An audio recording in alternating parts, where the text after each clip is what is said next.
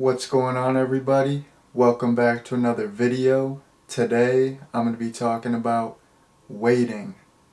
Alright, so the last time I saw this movie was quite a few years ago. I was actually working at a restaurant when I saw it, and I think the last time I saw it I was actually 22 years old working at a restaurant, which, like, Dean, the main character played by Justin Long, he's 22, he's working at a restaurant, he's feeling kind of lost. So I was kind of feeling like that at the time. So the last time I saw this movie, like, it it really, like, it really, like, resonated with me, because I saw this when I was younger, and I mean, I thought it was like a great comedies. I mean, this movie's awesome.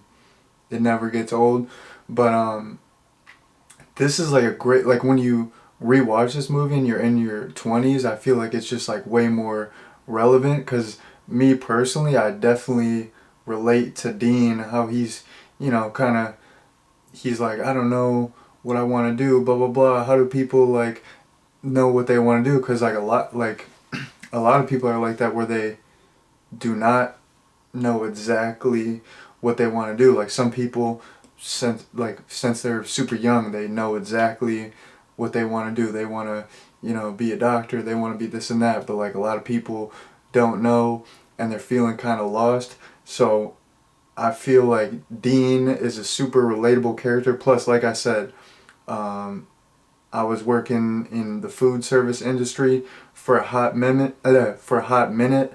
And I was working in that industry the last time I watched this movie. I'm gonna be honest. In a lot of this stuff in this movie that people might think, like, oh, that would never happen in a restaurant. Like, some of the stuff I've actually encountered. I'm gonna go over that right now. So, um, the 5 second rule thing. Not when they're intentionally doing it. I've never seen anyone do that. But the 5 second rule, where you, like, drop something and you put it back on the plate and you go serve it. I have I have witnessed that once, where a waitress did that, and one of my coworkers and I, we were just looking at each other. We had to do a double take. We're like, is she really about to go serve that? We're like, what? So that, I mean, that does happen, I guess. I mean, I only witnessed it once, but and then another thing, so there's that one waitress who's got, like, anger problems, and she's just completely two-faced, where she's just screaming, talking smack behind, like, closed doors, and then, like, right when she gets on the floor, hey, how are you? How's your meal? How can I help you? Like, that's super real. Like, all the waitresses at the restaurant that I worked with, at the restaurant that I worked at, they were all like that, where, like, they would be like, hey, how's it going? And then they would just get back and they'd be like, man, this bitch, oh my goodness, what's her problem, blah blah blah.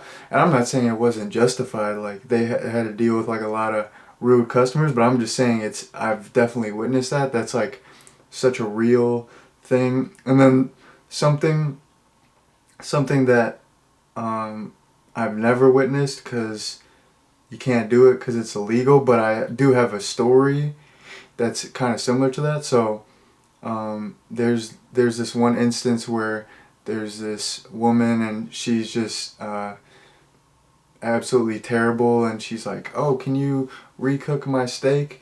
And then all the people in the kitchen, they're, like, putting pubes on there, or they'll spit in it, or they'll, like, do their dandruff. So, of course, when I worked at the restaurant, we never did anything like that, because that's, like, super illegal. Like, I'm pretty sure you can go to jail for that. But there was, like, there was an incident where someone, like, called the cops on us, and they, like, accused us of putting pubes in their food, because I don't know, like, so it was like this. We didn't do that at all, and I think the person was drunk, but it was like this. We had this big thing of canned mushrooms, and when you would get it, there'd be these little things, like, that would come off the mushrooms that would be kind of curly, and they would kind of look like pubes low-key, but it was just parts of the mushroom. It was just from like the canned mushrooms. So whenever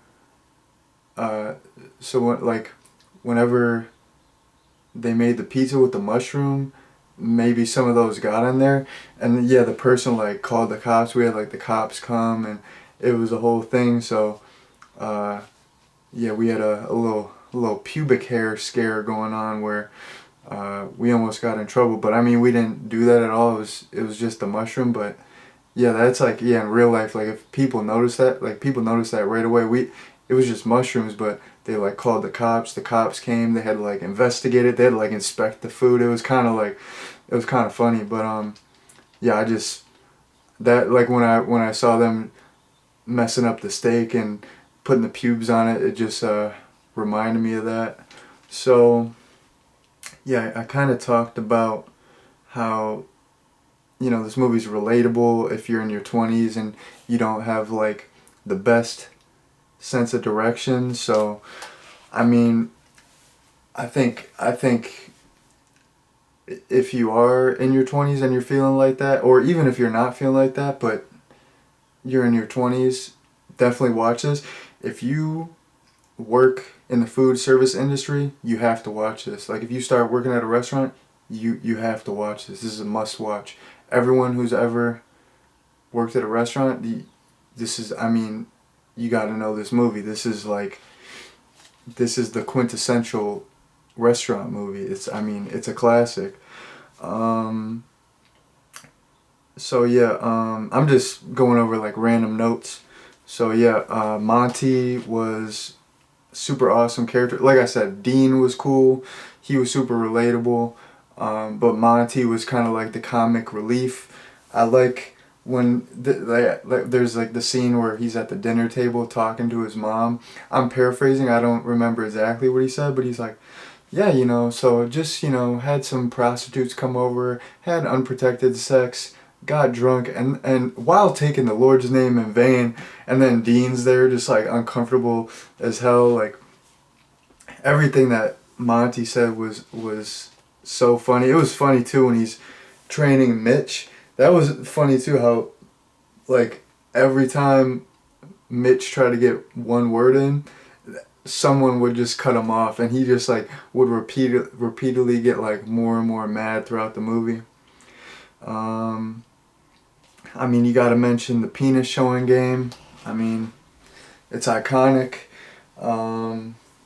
You know, so they got the little game. I like how the one, either he's a cook or a chef. He's got the chef thing going on. I'm gonna call him a chef. The one chef guy, he's like explaining to Mitch the whole penis showing game, and he's using like a drumstick, and he's using like the skin of the chicken. It's so gross, but it's like funny. He's like, yeah, this is the bat wing. You gotta like spread it out like this. It's so funny how like creative they get with it, like all the different positions. And then there's like all these different instances, like the one guy, I forgot his name, but he's like scared to go to the bathroom. He's like having a heart-to-heart with Bishop, and then just like midway through the conversation, he has to like get into position to like, you know, get someone for the penis game. And then the one chef guy that I was talking about, he's like waiting for like 20 minutes to get one guy, and then like at the last second he like gets out of his position, and then the guy walks like right in. So I mean, the penis game was one of the funniest things in the movie. It's super iconic, and that's outlandish. I don't know if that would happen in any workplace ever, but I mean, that's the thing about like restaurants. I mean, it depends what restaurant it is, but I feel like you can get away with more like in the back of a restaurant. It's not like you don't have like an HR department. You know what I mean? Like you can get away with a little bit of you know, like non-work friendly behavior. I kind of talked about this, but yeah, another iconic scene was when there's that bitchy lady and they take her food back, and then all the cooks are like doing something, like the one guy spits in it. What else do they do? Yeah, they put some pubes on it. They get the dandruff going on it, and then the one guy is about to like put some snot in it, and he's saying guacamole. He's like, and then the chef dude, he's like, dude, what are you doing? You can't mix the food groups. I don't know if he exactly said it like that, but you know what I mean. But it was just so funny. It's like he's not mad at the fact that he's gonna like, you know, blow like a snot rocket onto the meat. He's like, dude, come on. I mean, we're chefs here. We gotta, you know, uphold a great standard here. Like, you're just gonna mix food groups here? Like, what are you doing? It was pretty funny. So yeah, other characters that I liked Nick and T-Dog. Nick was played by Andy Milonakis. Andy Milonakis rules. Like, I feel like I've said this in another video, but I like, he was in this rap group, Three Loco. I like that rap group. I like quite a few movies he's in. He's just a funny guy. So he was in this, and he was kind of like a wannabe gangster type guy.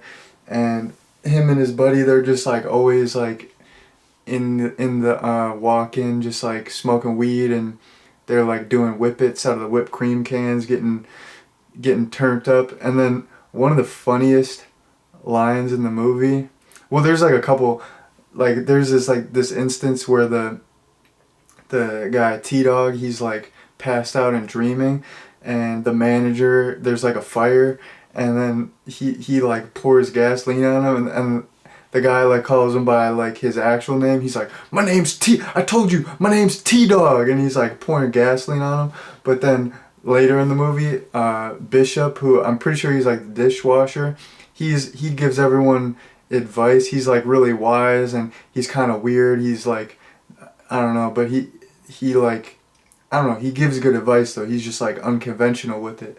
But anyways, he's talking to Nick and T-Dog. He's like, you know what, you guys are really one-dimensional. And then T-Dog's just like, man, shut up, Whitey. That I forgot about that. That was like one of the funniest lines of the movie. It was just so random, because I mean, of course, he is like a white dude, and then Bishop's black, so it's just like, it doesn't make any sense. It was just like really, really funny. So that was funny. And then Nick and T-Dog actually do like a whole rap video, like in the end credits, and it's not bad. It's like, it's pretty good, and they have some funny lines going on. So I mean, like I said, I'm a fan of Three Loco, so it's cool to see them do this little like video at the end. You know, I mean, I don't care that much about like post-credit stuff. I know like some people are super into it, and it's like super big nowadays, but stuff like that, when they do like a little music video at the end, I'm always down for that, you know. I really like that. I always, every time I watch this movie, I always watch, you know, the entire credits, just to like watch the video, the rap video at the end, because it's pretty entertaining, pretty good, pretty funny.